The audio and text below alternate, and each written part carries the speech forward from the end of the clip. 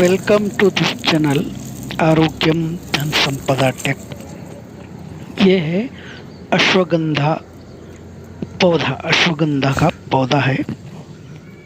इसको winter cherry भी बोलते और किंग ऑफ द आयुर्वेदा बोलते हैं। यानी आयुर्वेदा में राजा है। आयुर्वेदा का प्रमुख पुस्तक, उसमें अश्वगंधा के बारे में क्या लिखता है? गंधांताम वाजिनामादीश्वर गंधा हयात्वयाम वराहकर्णी वरदा बलदा कृष्णेशिगंधनी अश्वगंधा नीलश्लेष्मस्त्रेष्वय क्षयापः बल्या रसना तिक्ता कपायोष्णति शुक्रहाला।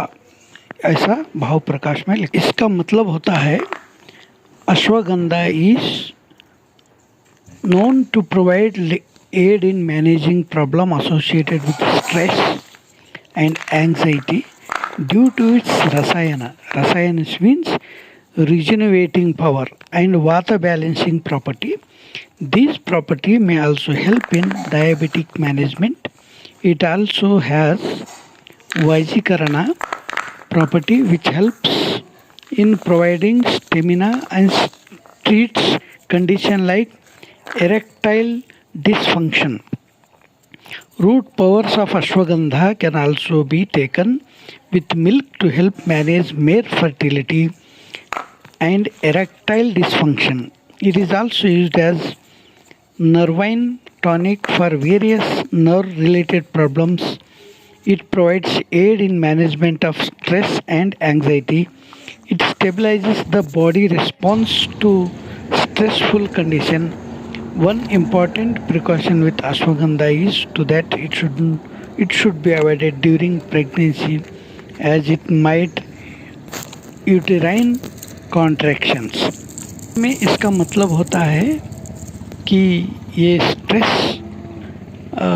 एंग्जाइटी इसको मैनेज करता है, वात बैलेंसिंग करता है और कोसा भी जो प्रॉब्लम है रिज्यूनेशन करता है। रिज्यूनेशन जड़ से उसको ख़त्म करके एक नया सिस्टम लेके आता है और डायबिटीज़ में इसको काम में आता है।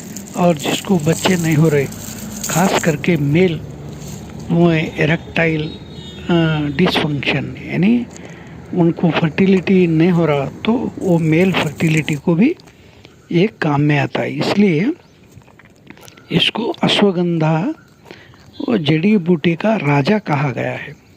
अब मैं आपको एक क्वेश्चन पूछता हूँ, ये जड़ी बूटी में रानी कौन सी पौधा यानी कौन सा जड़ी बूटी को रानी कहते हैं? प्लीज़ कमेंट करके बताइए। अश्वगंधा से बहुत सारी जड़ी बूटियाँ तैयार कर सकते हैं, जैसा कि अश्वगंधा रिष्ट, अश्वगंधा घृत, अश्वगंधा चूर्ण, अश्वगंधा अवलेह, सौभाग्य शुंठी पाक, सुकुमार घृत, महारासनादि योग। अश्वगंधा आयुर्वेदिक चिकित्सा पद्धति में प्रयोग किया जाने वाला एक महत्वपूर्ण पौधा है।